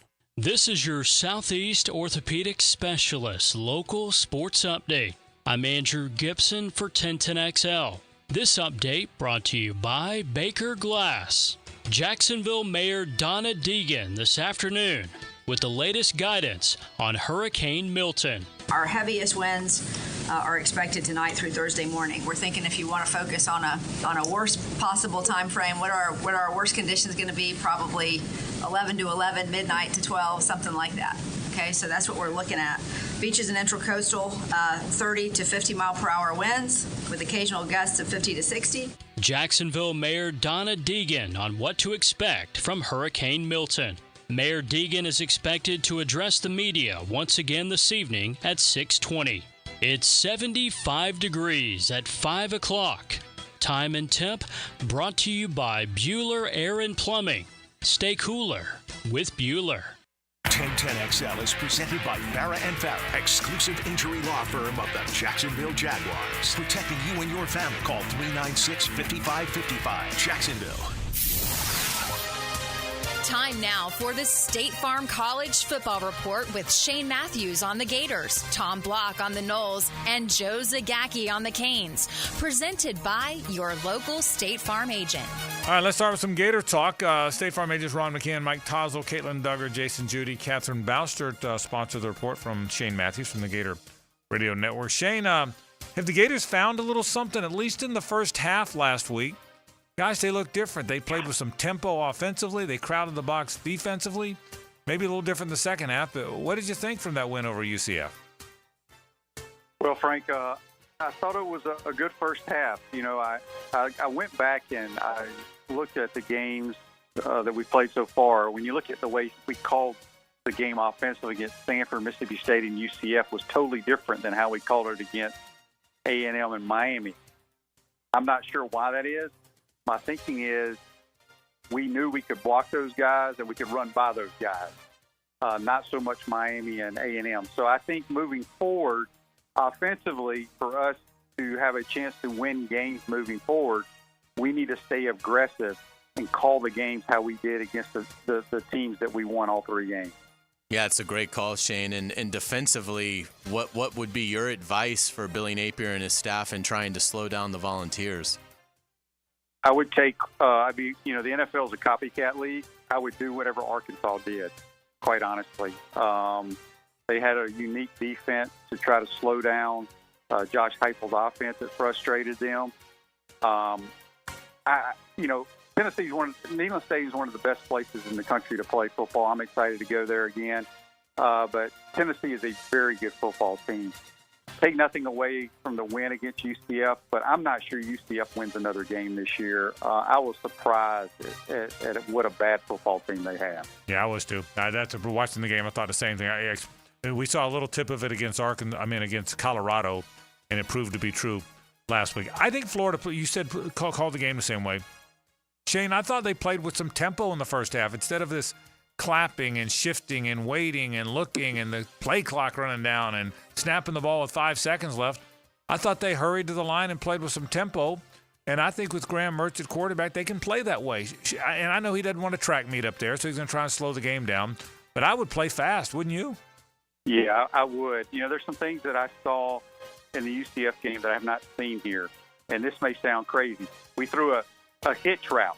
Just a basic six-yard hitch to Tank Hawkins, which high percentage, get it into a guy's hands that can make people miss. We threw 2 12-yard curl routes, which I have not seen curl routes in Florida field in a long, long time. Wow. Those are high percentage throws that regardless of your protection, you can get the ball out quickly and make something happen. So I'm with you, Frank. Play fast. You got to go down firing against this team in Knoxville. What does a win do for Billy Napier? Well, I'm not sure. I don't I don't know what it does for Coach Napier. I just know that it helps our football program, and it gives us an opportunity to win more games than people anticipated. So this is a big, big game. You got Kentucky coming next week. Tennessee will not be happy Saturday night, so it's going to be a tough challenge. Yeah, final thing. And look, Florida is 26-8 against Tennessee since they started playing again every year in 1990. Obviously, you were there. You know that. 26, and they're 18-4 since Steve Spurrier walked away. So they've dominated them. I've never been more convinced. This is the first time maybe in the 35 games. I'm telling you, first time in the 35 games. I don't think there's any way Florida can beat Tennessee. Am I off my rock? I don't see any way they can win. Am I nuts? No, you're not nuts, Frank. I felt very confident us playing them last year because they had Joe Milton at quarterback. Right. I think the Nico kid has struggled a little bit, but I think he's extremely talented. I think Heupel will look at what the problems were against Arkansas because I think he's really good offensively. I'm very concerned if they play fast like they did a few years ago with Hendon Hooker. It's going to be tough for us to get lined up and ready to play. Yeah, we'll see what happens. Florida, Tennessee coming up on Saturday night. Shane Matthews from the Gator Radio Network. Thank you, Shane. Take care, guys. All right, let's head to Tallahassee. Say hello to Tom Block from the Seminole Radio Network. Craig Dewhurst, Ramey Alaboo, Margie Williams, Scott Hobson, Brandon Thomas, Tiffany Mapp, Randy Taylor, all State Farm agents. Sponsor Tom's Report. All right, Tom, it's a forgettable season. We know that. But I thought Brock Glenn was decent. I actually thought he was pretty good. Lost to Clemson, and obviously made it close at the end there. What did you think from Brock Glenn? Yeah, no, I agree. I thought the performance was good, and I think actually, and I don't necessarily, buy into all the ratings you get after the fact, but it's one of the better played games, from a statistical standpoint by an FSU quarterback the last 2 years. But beyond that, just watching it with the eyes, I thought he had a good feel for the pocket. I thought he threw with confidence and conviction. He looked like a guy to me that was older who had played more football than he has. So to me, I think there's plenty to build on there, and I think in a good way. And we really didn't see him use his wheels as much as he could until late in the game. So, obviously he's only started 3 games in his career, 1 this year. So I think there's a lot more to come. And Tom, that's a great point because the run game just wasn't there again. 23 carries for just 22 yards. Is there anything Mike Norvell can do in this bye week to try to build some kind of dependable rushing attack? Well, I do think that running the quarterback, and you don't have to run the quarterback 20 times. I mean, to me, it's just have him pull the ball once a quarter. So the defense has to respect it. That keeps, certain positions at bay, and it opens up a little bit bigger lanes for the running backs. I think that's one thing you could do. We haven't seen Wildcat at all this year, and that they won the ACC championship game running Wildcat, and they have guys that could do that. So that would be a second thing. Beyond that, to me, and they have not run the ball well at all, period, end of sentence. Some of their better runs this year, and I say better, I'm talking an 8-yard run instead of -2. It's been just completely downhill. Just run it right up the middle. Don't run counter. Don't try to go side to side. Just line up, block the guy in front of you, and try to get 3 or 4 yards. So, I mean, I think all those are options, but they clearly, and Norvell has said he's embarrassed by the running game. Really, it's inexcusable. It needs to be better than it is, and hopefully they're considering all options right now. Off week this week before the Noles go to Duke for one of those Friday nighters. Tom, when a team is 1-5, the coach risks losing the team. That's just the reality of football today. I don't sense from afar that's happening. Where is this team emotionally? Have they given up? It doesn't feel like it, and it certainly didn't feel like it in the end of that Clemson game. But you know them better than we do. What do you think? Yeah, no, I don't think they've given up. I thought they played really hard. There was a lot of good effort against Clemson. And I will say, so one of the things, Brock Glenn was not the only young guy that played. If you look at that game, they've moved on to younger tight ends. The starting running back this year got hurt and is out, so you're playing younger backs besides Toafili. You're starting to play some younger receivers. There's some younger O-linemen getting in. So when you factor all that in, those guys are just getting a chance to play and happy to be on the field. So I don't think give up is going to be in their mentality. So for now, I think they're in a good spot on that. And I do think there's reason to be optimistic when you look at some of the opponents on the second half of the schedule. But that said, I mean, it'll be a dogfight all the way for Florida State. But I like what Brock Glenn brought last week. Yeah, no question about it. Tom Block checking in from the Seminole Radio Network. Thank you, Tom. You bet, guys. Let's head down to Coral Gables now. Joe Zagacki's the play-by-play voice of the Hurricanes. This report is brought to you by Joe McGee and Gene Coleman. Joe, the University of Miami health system is very well regarded. I don't know what kind of cardiology operation they have, but I'm going to guess you're going to need it after all these games, right? My goodness, Joe, some of these games. Are you hanging in there, bro? I mean, you won them all, right? That's all that matters, right? Yeah, you feel better when you win them, but yeah, I went to a game and probably needed a cardiologist for a couple of those games, no question about that. And but they're fun, Frank. They're fun. I like these games that come down to the end. I think I do anyway. Although I'm getting a little bit old for it. I hear you. Yeah, absolutely. Xavier Restrepo has been incredible. He had 7 catches for 163 yards in the comeback win against Cal. What's he like, and what kind of legacy do you think he'll leave? Yeah, he's climbing up the charts on all-time leader in terms of receiving yards and receptions. It's funny. I saw Xavier play his sophomore year of high school football for St. Thomas. And I remember watching him thinking, well, he would be a good Hurricane. And he's turned out to be a great Hurricane. He went from St. Thomas, then he transferred to Deerfield Beach, which is, kind of an odd transfer. But he's a tough kid. He's really smart. He loves football.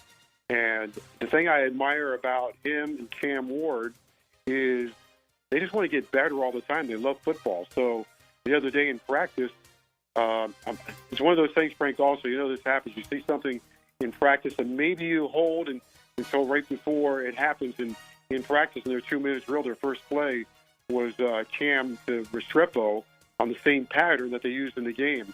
But that doesn't happen in games without them working on it, not only in practice, but when practice is over as well. But he's a great kid and having a great season. Joe, Cam Ward's been fantastic. He's having a Heisman season, over 400 yards passing last week, and Miami's on top of the world, ranked very high as they should be, undefeated through 6 games. But I will ask you, they've allowed 72 points in their last 2 games to 2 teams that aren't great offensively. Is that a concern? Does Mario have to change something? What's your take on that? Yeah, they got to fix it. Wherever it is, they got to fix it. That's too many points and too many yards and too many big plays. So you're coming up on a game next week against Louisville with Braum, who's an outstanding offensive mind. That guy is as good as they come as good as it comes when it comes to drawing up plays. So Lance Guidry's got to fix it. And the problem against Cal was Cal ran like 45 plays in the game, Frank, but 5 of them or 6 of them were 50 yards or more. Wow. That's why Miami was down 35-10. It was big play after big play after big play. You look at the final stats and you go, how is this possible? Miami ran 85 plays, they're 40. They were 2 for 10 on third down, or maybe 2 for 15 on third downs, 1 for 10 in the second half. So it's the big plays that occurred against Virginia Tech and the big plays that occurred against Cal. And I don't think it's a personnel issue. I don't know if maybe some of it's personnel, but they got a week to fix it before they get to Louisville. In terms of, is this a perfect time for the bye week because of the emotional toll of the unbelievable wins against Virginia Tech and Cal? Oh, yeah. We're 6 weeks into the regular season and 4 weeks of training camp. So we're 10 weeks into this of going at a very high level, playing high-level games, coming back from not only an emotional game, but quite frankly, it's an exhausting trip. Now, I know they got to do it, Cal and Stanford, they've got to do it more than Miami and Florida State and so forth. But nonetheless, to go out there, play that game at 7:30 at night Cal time, and then come back when we landed, it was almost noon the next day. So, if Miami had to play this week, I think that would be troublesome. So the bye week comes at a good time. As they all say, great time to self-scout and all of those things. And hopefully they'll be healed up, refreshed, and make the proper adjustments for the Louisville game. Yeah, great time to be a Cane, 6-0, and the Canes are rolling. Joe Zagacki, the play-by-play voice of the Miami Hurricanes. Thank you, Joe. All right, Frank, thank you. All right, that is Joe Zagacki talking Miami football. Before that, Tom Block checked in on the Knowles. Shane Matthews talked Florida football. That is the State Farm College Football Report. Hayes has headlines on the other side. Stay with us. The Frangie Show from the Harold and Harold studio. Don't settle for less than you deserve. Get entertaining insight on Sunday's games all day Monday. They came together as a team. Sink your teeth into Dandy Foods Postgame Monday. It is a game. Makers of quality fresh sandwiches and home of the good stuff on 1010XL. Hays Carlyon here. Football is in full force, and I want to watch it, not clean the house. So I called Molly Maid. Molly Maid cleaned my house, and wow, exceptional results. They've been voted Bold City Best Cleaning Service 3 years in a row. Visit mollymaid.com. That's mollymaid.com. Here's Linda Beaver. Let's start the debate. Why would someone buy a new car from you? We have an exclusive 20-year, 200,000-mile warranty on every new vehicle. We offer a competitive wow price plus free oil changes. How much will someone get for their trade? We offer more than $4,000 over KBV value. Well, we never lose a trade over price. Okay, when is the best time to buy a car? Right now. Ladies and gentlemen, it doesn't matter which side you pick. At Beaver Toyota and Beaver Chevrolet, you get it all. Let us show you why we're the winning vote. This is Richard Miller with your Showtime Sports Cards and Collectibles Update. At Showtime, we have over 20 display cases separating NFL cards, Jaguars, baseball, basketball, hockey, pop culture, and even pro wrestling. Oh, and Pokemon. It's easy to pop in and peruse before an appointment or meeting. Shad Road and Phillips Highway. It's Showtime Sports Cards and Collectibles. Update your collection. Get this thing unwrapped here. Praz, what in the world are you doing working on your Duval? That's right, man. I really identify with Duval. You live in St. John's County, knucklehead. I mean the Duval sub, the Dailies Dash Duval. Turkey, ham, melted cheddar, and habanero jack cheeses. Lettuce, tomato, crispy and fresh, you know, like me. I'm sure there's a Dailies Dash sub that sums you up. The boss. Because, of course. Oven roasted beef, Munster cheese, roasted mushrooms, caramelized onions. It's the boss of all subs. Only available for me. That's me. That's just not true. What do you mean? I walked in the other day, screamed, "You know it!" and said, "A boss for a boss." Well, no matter who you are, there is a Dailies Dash sandwich or sub for you. Go find yours. They may even make you a boss. I'm sure they will, because it is Dailies Dash. Where more is better. And you got that right. Poker players, brace yourselves. The World Poker Tour storms into Best Bet Jacksonville October 31st to November 19th, and the forecast calls for massive prize pools. Event 1 has a cool $200,000 guarantee. Event 6, a downpour of $300,000. And the main event, a flood of a $1 million guarantee. WPT Championship satellites are already brewing. Don't get left high and dry. Head to bestbetjacks.com for details. That's bestbetjacks.com. Are you 18 years or older, just got married, just got divorced, or have children? Listen up. Have you done your last will and estate planning? If you have questions, call Matt Hinson with the Hinson Law Firm. Reach him at 527-1700, offices Jacksonville, Florida. And don't let the state decide your fate. When you want to be heard, send your opinion to the 1010XL text line, designed by Lifetime Enclosures. Thank you for believing in me when the bosses didn't give me a chance. 641-1010. No texting and driving. Get your thoughts heard on 1010XL. Get off the ladder and put on the helmet with Gutter Helmet of North Florida. We are family owned and manufactured locally. Cleaning your gutters is a dangerous and dirty job. That's why with Gutter Helmet, you'll never clean your gutters again. Water goes in your gutters while trash and debris go on the ground. It won't collect like filters do. Gutter Helmet protects. Call now for 10% off and a free gutter cleaning and tune-up with your purchase of Gutter Helmet.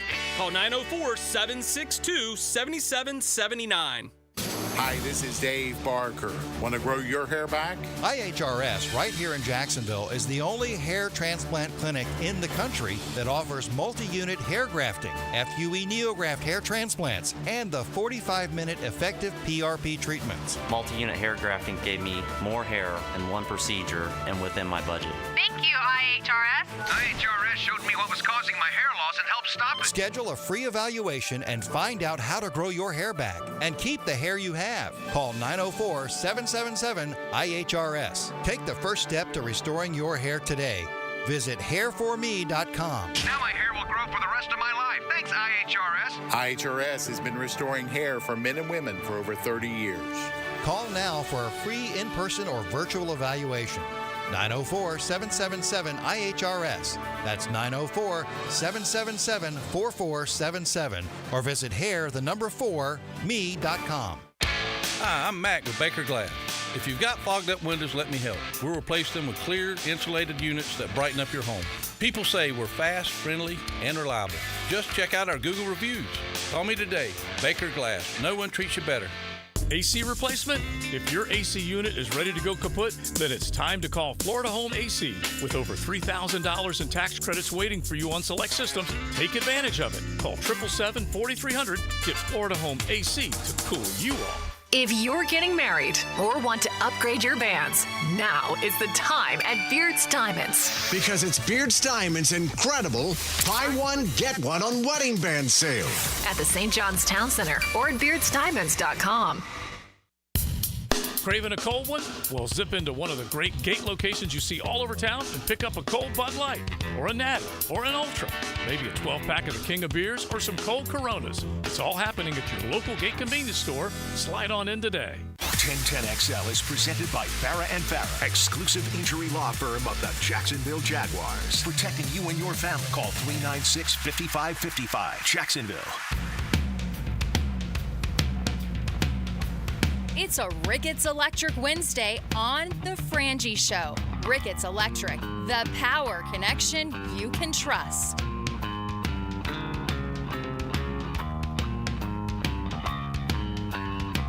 All right, welcome back. We're going to get it to... That's such a great song. Little Green Day for you. Yes, I totally... Yeah, no, you're good. You're good. We will get it to headlines. There we go. It's Hays' Headlines, presented by Harold. I saw and Frank Harold. point at you Don't with settle it. for less than you deserve. Hear all about it. Here's Hays Carlyon. I saw him point at you with a very confused look on your face, and I'm like, something's wrong. We're easily confused. Now we're people, ready, though. JJ. But now we're ready. Hey, But we it's are called ready. rebounding right there is what that is. That's we're all right. good. And I'm like, does Frank really hate Green Day? What the heck is up? Actually, it's my daughter's favorite band, and I love Green Day. Yeah, we love Green Day on the Frangie Show. Absolutely. Well, let's get to it. We appreciate our friends at Harold & Harold. Again, give them a call at 251-1111. Frank, good news for the Jaguars. They are opening cornerback Tyson Campbell's window to return off of injured reserve. Good sign for Tyson Campbell's availability in the next couple of weeks, potentially available for the Patriots game in Week 7. Yeah, and I think that's real important. I think the secondary's had moments where they've been pretty good. They've also had moments where they've struggled. We all know, regardless of whose fault it was, the deep throws that the Colts hit over the top last game when the game should have been over is a real concern, and you got to get that corrected. And so whether that's corners, safeties, nickels, whoever, and to have the guy you paid, who's your best defensive back, come back sooner rather than later is a great sign. I'd love to see that today, as all Jaguar fans did. The Jaguar injury report for today is out. Tyson Campbell listed as limited with the hamstring, which is good. Really, everybody's listed as limited. So everybody got some work in. Evan Ingram with the hamstring listed as limited. Devin Lloyd limited with the knee. Darnell Savage limited with the quad. Etienne limited with the shoulder. That's big because normally if you're limited on Wednesday, you should be in good shape for the game on Sunday. So hopefully it'd be nice to have an inactive list where basically it was just healthy scratches. You'd love to see Ingram back. That would be so huge. And did you notice that Deshaun Gibson, I think I read somewhere today, is traveling with the team? Listen, the safety play has been a struggle. No Dewey out there. And so, but yeah, for the here and now, to your point, yes, I would love to see Evan Ingram play, and I'd love to see that be a healthy football team. One bit of bad news today for the Jaguars on the injury front. Devin Duvernay going on IR with the hamstring injury that he sustained. I think it happened on that brilliant return. He had that 54-yard return, and unfortunately will be now out for a minimum of 4 games. Yeah, and that hurts. Now look, he hasn't done much until then. But when you're going to play all these close games, all these games that come down to the end of the game like they're all coming down to, one return can be the difference in the game, no question. Another player that is rounding back into health is linebacker Foye Oluokun, still on injured reserve, but Doug Peterson gave reporters an update on his condition earlier today. Foye's trending good. He's out of the boot. He's being able to do more things mobility-wise. It's still a little ways away, maybe a couple of weeks. But, I think, you're looking maybe week 7, week 8, somewhere in there, for him. So we'll see. But it just depends on how the rehab goes here, I would say these next 2 weeks for sure. So will he make the trip to London? Yeah, he'll come over so we can have hands-on, with him and his rehab. Yes. Am I nuts to think that when he's healthy, Ventrell Miller and Foye together is their best combination of linebackers? I think you have to test it out. But by the way, that was Mia O'Brien asking Doug the follow-up there. And it's great that he's being able to go over there. I think you have to try it, don't you?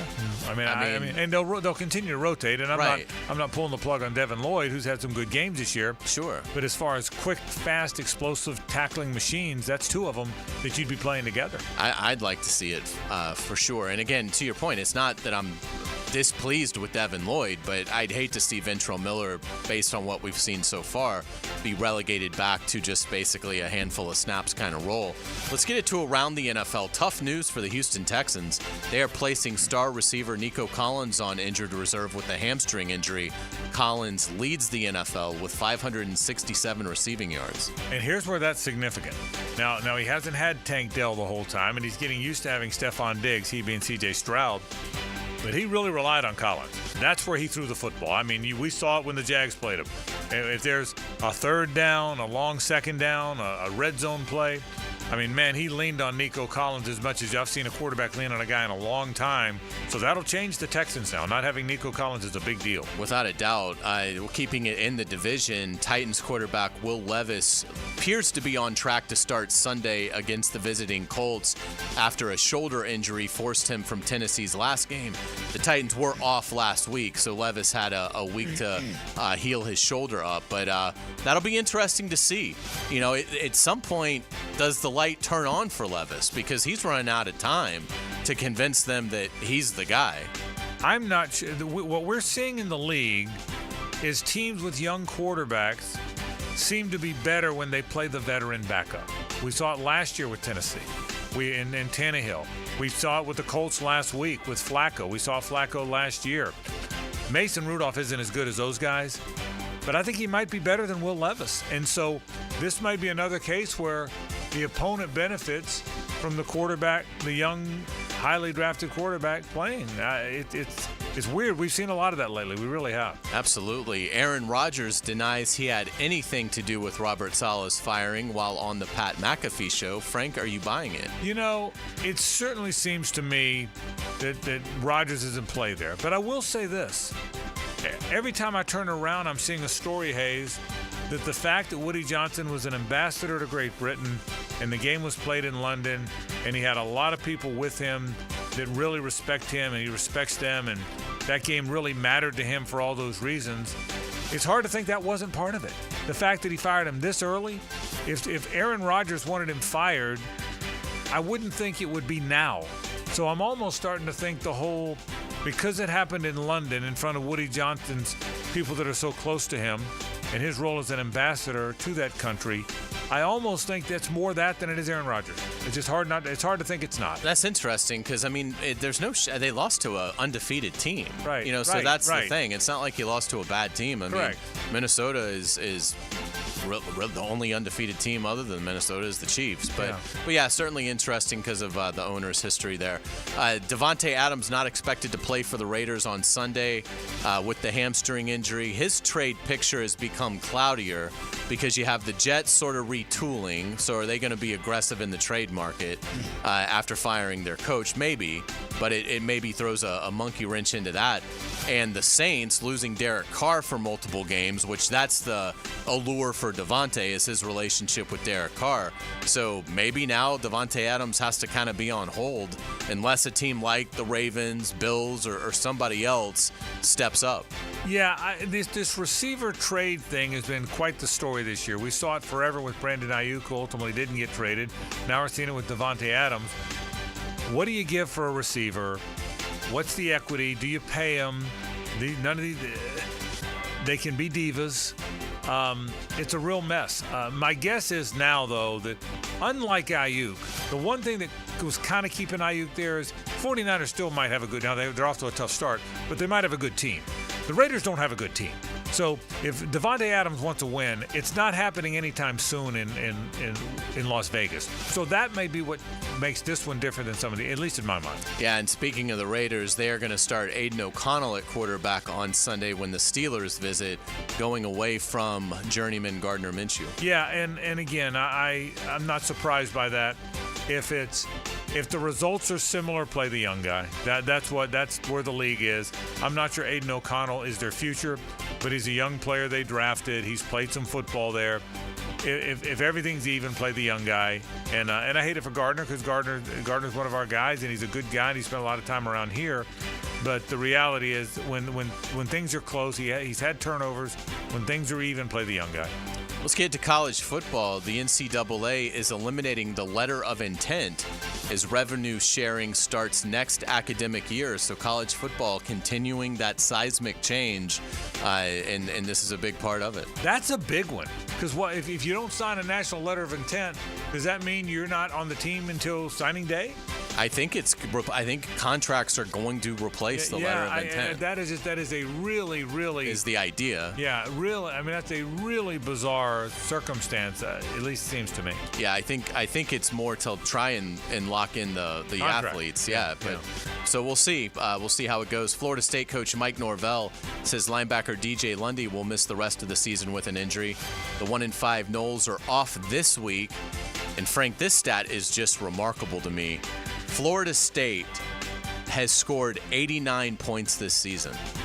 That is 100 fewer points than 7 teams in the ACC. Wow, 100 fewer than 7. Than half their league. Yeah, I will say this again.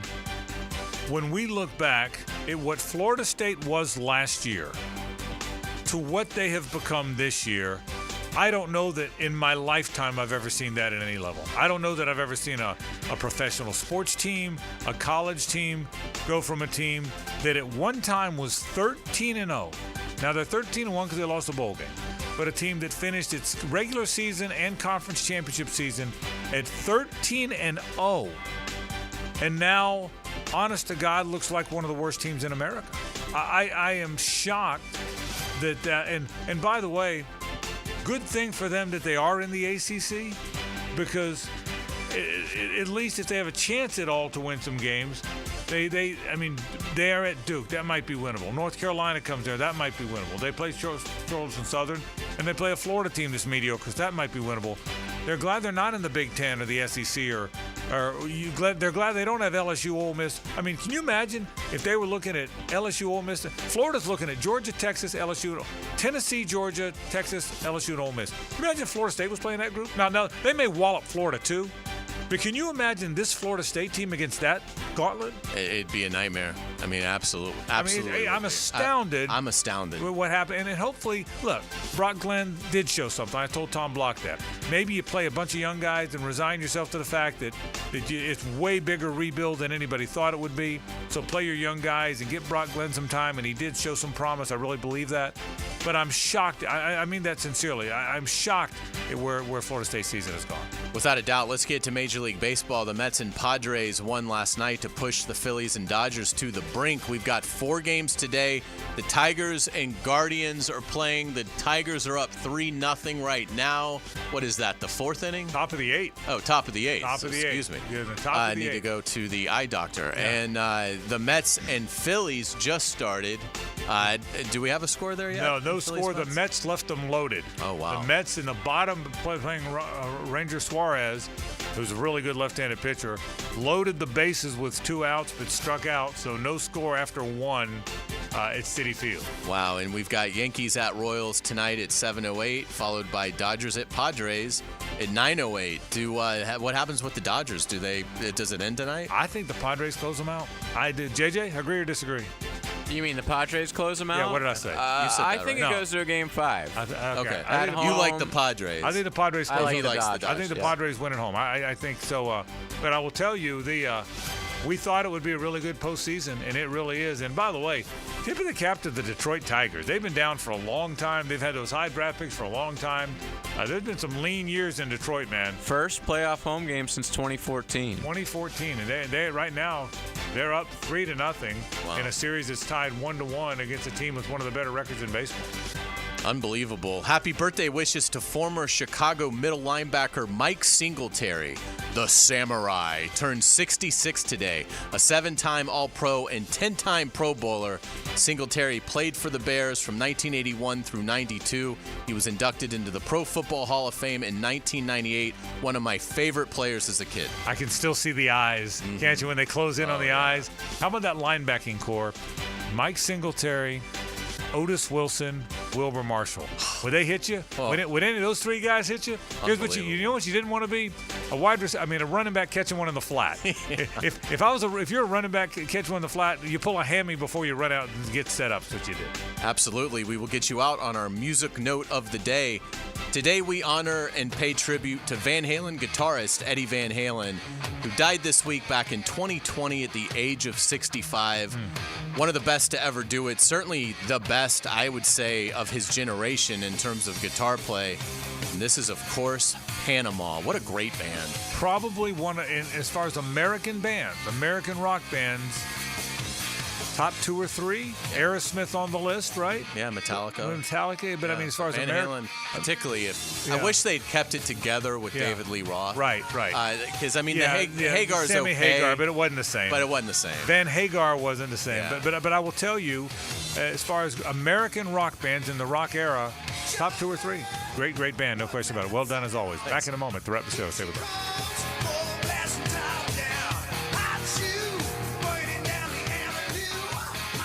The Frangie Show from the Harold and Harold studio. Don't settle for less than you deserve.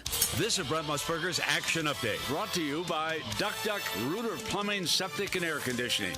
Proud partner of the Jacksonville Jaguars. Now, here are the latest lines from my guys in the desert.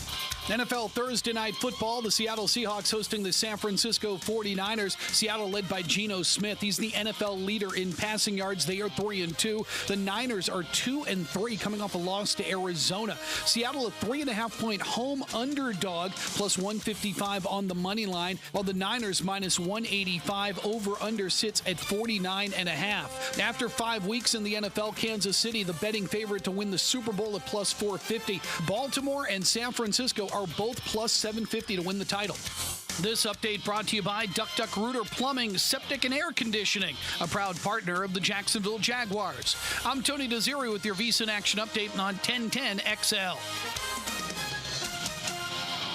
Stuck on what to do with a plumbing issue? Just call the Duck. Duck Rooter are experts at plumbing and are a 5-star Google-rated company. You name it, they do it. Water heater replacements to sewer drain cleaning, leaks to repipes. Fully licensed and insured with highly trained technicians. Trust the Duck to fix it right. Duck Rooter Plumbing and Septic Services. When you're stuck, call the Duck. 904-862-6769.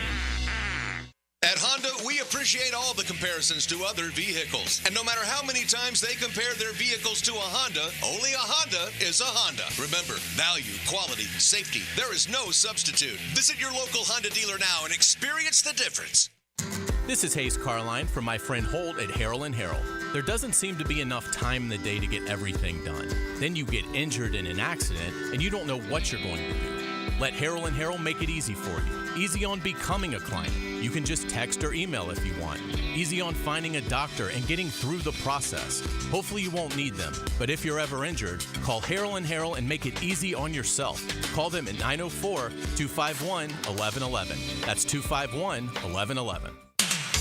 If you need an insurance agent, I'll recommend the best guy in town, State Farm agent Craig Dewhurst. Call him at 940-9740. Really good guy, really good agent. Life insurance, homeowners, automotive, you name it, he'll handle it for you. Tell him what you need. He'll assess your whole situation. What kind of coverage do you need? How much coverage? What should your deductible be? What do you make, and how does it fit your cost and your rates? You will love dealing with Craig. What a nice guy he is, and how he'll help you get the right answers. The best in the business. Craig Dewhurst from State Farm, 940-9740.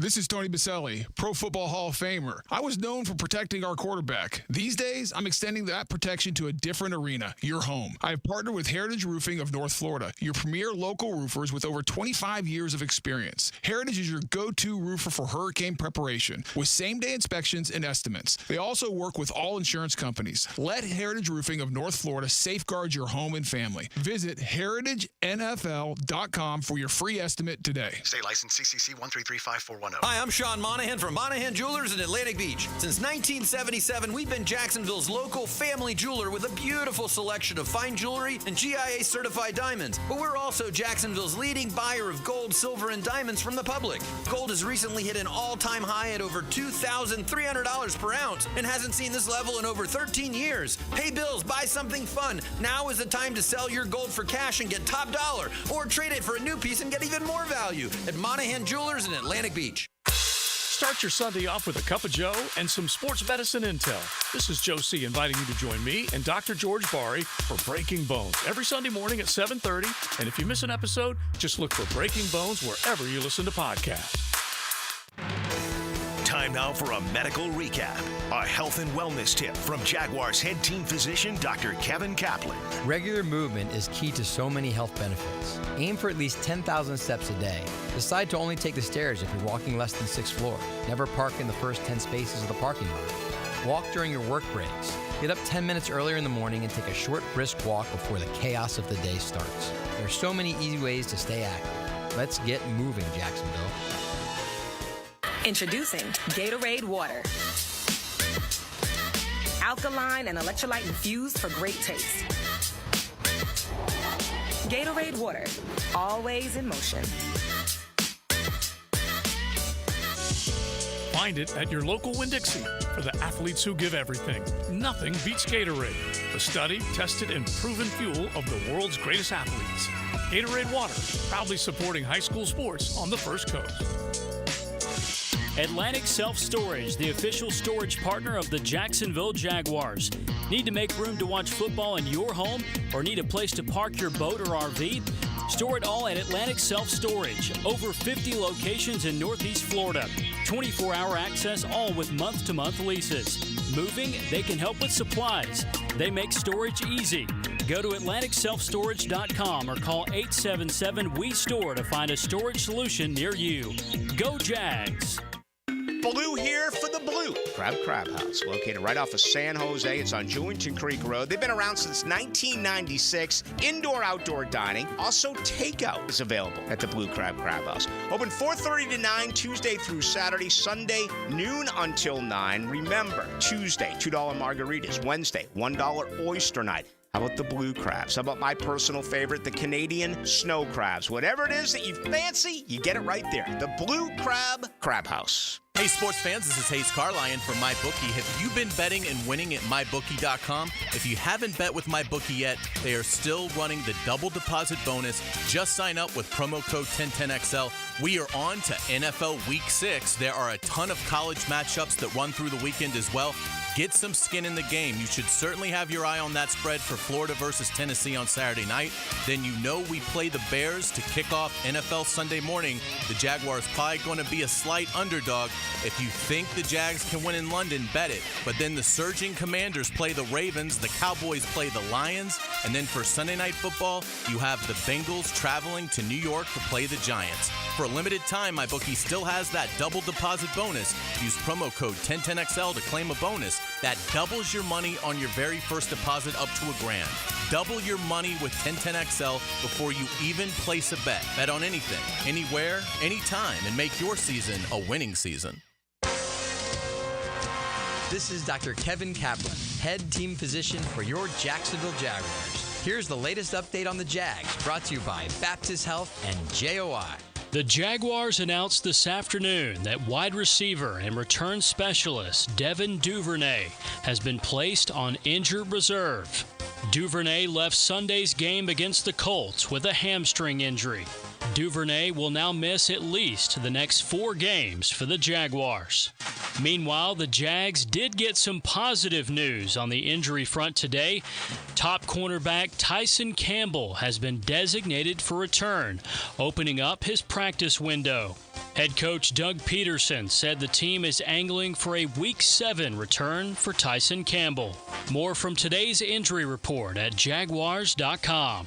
I'm Andrew Gibson with your Jacksonville Orthopedic Institute Jaguars update. 1010XL is presented by Farah & Farah, exclusive injury law firm of the Jacksonville Jaguars. Protecting you and your family. Call 396-5555. Jacksonville. Now, the cool down from the cool guys at Donovan Air Electric and Plumbing. Fast, reliable, and honest service since '87. All right, where we've been on the show today, we've talked about the Jags heading to London and the advantage that they have because they're accustomed to it. I think it's real. Hays does as well. We talked about that. We have the State Farm College Football Report. Shane Matthews talking Gators. Tom Block talking Knowles. Joe Zagacki checked in on those cardiac Canes who remain undefeated. We'll certainly talk about that. And we've talked a little bit about the baseball that's going on, and it's really, really good. The Phillies and Mets continue to play in the bottom half of the second. Mets have something going yet again against Ranger Suarez. And the Tigers are an eyelash from going up 2-1 on the Guardians. That's where our show has been. We will be here tomorrow, by the way. All regular programming today. I meant to get to that earlier and have not, but all our normal programming, even during the storm tomorrow. So if you're at home and your power's out, pull us up on that app. Yeah. Pull us up, make sure that phone's charged. Pull us up on that app, and we'll do our best to entertain you. That's the idea. We're going to be drinking, too, the whole show. Yeah, I mean, and we will be drinking. Yeah, drinking the whole show. So we'll actually be good. Yeah. So it's about time we're good. Eventually we were going to have a good show. So we were due to have a good show. Drinking during a hurricane is an absolute pastime for Floridians. I mean, I hope everyone's gone to their liquor store and stocked up before tomorrow. We were pretty much well stocked anyway. But, Smart. But so we'll stay ready. Yeah, we'll stay real. Yeah. We'll be very ready. So tomorrow will be my last show for a number of days because I will leave again. Normally I would be flying tomorrow. We changed the flight again. I'm not flying with the team. The team is still flying at some point tomorrow. Suzanne and I are going to go on Friday. We'll get there early Saturday morning to London before the game is at 2:30 London time. So we'll get there early Saturday morning. But we backed up the plane one day, so that gives us one more day to show together. So look forward to that. Yeah, absolutely. The team actually just announced that they are leaving a little later than what they thought. So their media availabilities have gotten rearranged a little bit. They're actually going to do their London availability on Saturday, which they've never done. Right. They do, they land and they go out to the little practice field and they do some availability Friday for the London media. Right. That will actually now be on Saturday. Yeah, and I was aware of that. I just didn't know they had announced. So they have announced that. They have announced. They have announced it. Yeah. So they're I wasn't going to say it till they announced it, but yeah, the charter will go a little later, and that'll kind of change their schedule when they get there. And so they've now announced. They announced the availability for media purposes, right? Yeah. So that's not that was the plan. I think they've known how that was gonna. Yeah, I mean, it shouldn't have any real great effect. It's just interesting. Yeah, that's right. Yeah, so they got backed up a little bit. And again, first things first, you want to be safe when you get out of here, and so that'll be the case. So we'll talk a little bit more about that. We'll talk. It's interesting that both Florida State and Miami have the week off this week. You have two teams with the week off with back-to-back. Does Ohio State, Oregon do anything for you? A little. Again, it'll be hard for me to watch because I'm going to be in London. So it's just hard to. But if you were here, yes, I would. Yeah. That one's juicy, man. I am such a. It's rare I get excited for a Big Ten game. Yeah, I'm actually kind of excited to see this. Me too. I am so provincial, or I'm so regional is the better word for it. So I watch SEC games first and foremost. I watch Florida State games. I watch Clemson games. I watch Miami games. So I won't say I watch ACC games, but I watch those three teams. So I watch FSU, Clemson, Miami. And anybody in the SEC, probably before I'd watch anything else. I mean, I would watch FSU, Duke, probably ahead of, and I'm not an FSU or Duke guy, I'm a Florida guy, but I would watch FSU, Duke probably ahead of Michigan, Penn State. Yeah. I probably would. You too? Yes. Yeah. You also have to talk about it. Yeah, I do. But and you're right. It's our job. But I also probably have more interest in it. I would watch. Ole Miss is a bad example because of the Kiffin and Florida thing. But let's just say, like, I would watch LSU Auburn before I'd watch Michigan, Penn State. Same here. So to your question, but I'm with you.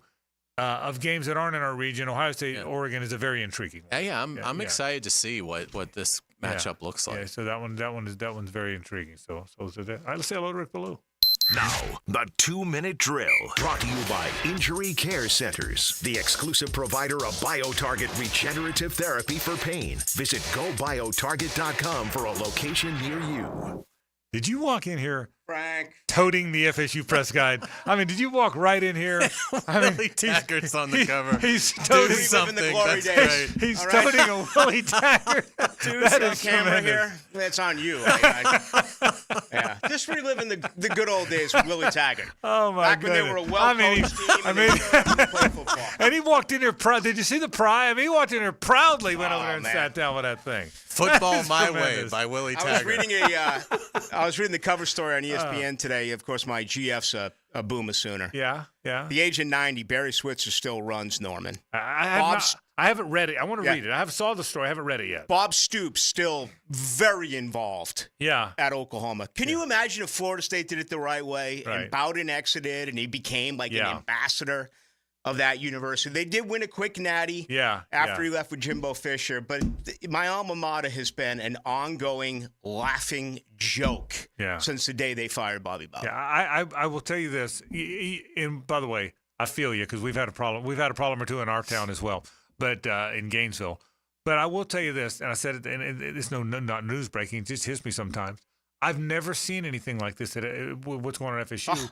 I'm serious, Rick. To have that good a team last year, honestly, if Jordan Travis doesn't get hurt, they might have won the damn thing. Yeah. I mean, to have that good a team, and now to have this, one of the worst teams in the country, I don't think I've ever seen it. I'm serious about that. I don't think I've ever seen anything like that. Do you know there's 74 individual players in Division I who have more rushing yards than Florida State has as a team? We had 74. They're next to last as a team in rushing offense. They're 132nd out of 133 teams at 58 yards a game on the ground. And if it wasn't for that 10-yard run on the final play of the game by Brock Glenn, okay, they would be behind Kent State. They're averaging 58 yards a game. They would be the worst rushing team. That was supposed to be a major strength of this football team. But all of us who've watched college football all our lives, that doesn't happen. When Nebraska's really good, and then when they fall off, they go from 12-0 to 8-4, and then they're back to 10. I mean, this doesn't happen. A team goes from 13-0. Honest to God, it's bizarre. It's bizarre. So, how do you fix it? I guess. I mean, I'm one more serious question. How does he? He's got to recruit more good high school players, but how does he fix it? Honestly. And this isn't knee-jerk, I would fire everyone on the staff not named Patrick Surtain. Okay. I get rid of the buddy movement. I get rid of Adam Fuller. Ron Dugans is a legend. Tallahassee kid, went to FAMU High, was huge next to Peter Warwick when they won that undefeated national title in 99. You got to say goodbye to them all. You got to bring in young, energetic recruiters. Yeah. They've got to bring in their own. The transfer portal worked for the first 3 years. It didn't this year. Good point. And rebuild the recruiting staff. Just about most teams, because you bring in 25 new players, then you bring in 10, 12, 15 transfer portals. I'm talking about every team. Most teams change by about 40% a year now. Yeah. Florida State, honestly, you talk about a gut check. They got to say goodbye to all of about 20 to 25 guys on this roster. Wow. Just force them out, bring in some new blood. It's not going to happen overnight. It's going to be a rebuilding plan that's going to take a couple of years. Rebuild, right. Tonight, not that, but what are you talking about? Heck no. Some Jags talk. Tonight is all Jags for the most part. Got a couple of good guests coming up. And, this Chicago Bears team, I did a lot of reading on them today. What a defense they have. Yeah, they're very good defense. What an incredible defense. So, and they have all of a sudden over the last 2 weeks a pretty good passing offense, which has been certainly a struggle this year for the Jags, their passing defense. So going to take a large look at the the Bears as they take on the Jaguars. Coming up tonight. Rick Beluga's in tonight. That happens right now. That'll do it for our program. By the way, the Detroit Tigers shut out the Guardians. They're up 2-1 in that series now.